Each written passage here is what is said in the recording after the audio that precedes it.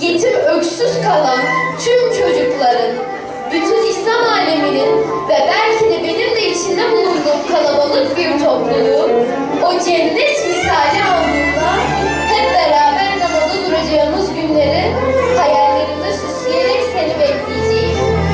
Rabbimden hep seni isteyeceğim. Genç çocuk inan ki güleceksin bir gün, o günler gelecek, bitecek bu sürgün, yanına kalmayan zalimin zulmüdür, tüm dünya böyle bilsin, Filistin özgürdür.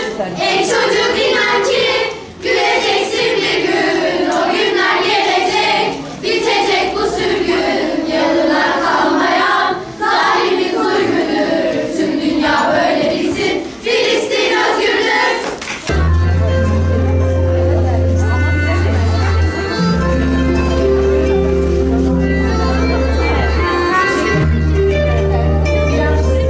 Filistin'de çocuk olmak, empati kurmanın en zor olduğu hayatlardan biridir.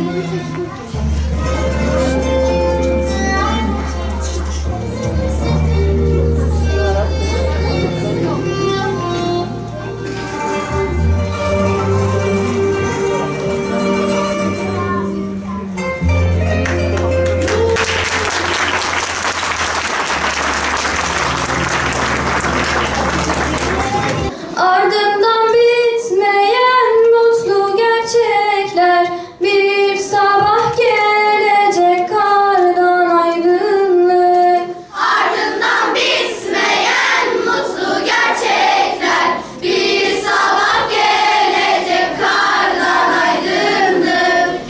Ey dünya devletleri! Siz değil misiniz çocuk hakları için bildirgeler yayınlayan, fonlar oluşturan, dünyayı ayağa kaldıran, yeme, içme, barınma, eğitim, oyun haklarından mahrum çocuklar şimdi?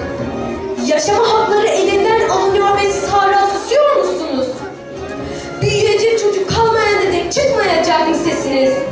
Nerede övdüğünüz gücünüz? Nerede saya saya doyamadığınız paralarınız?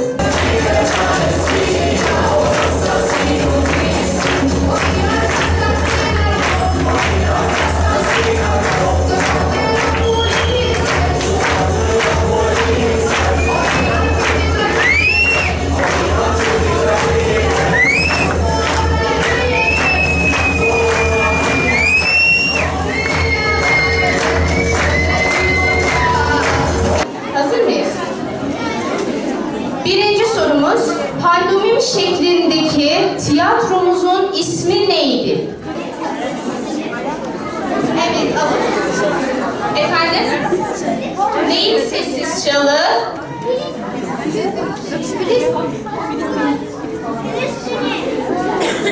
Filistin'in sessiz çalı. Son sorumuza geldik. 10 adet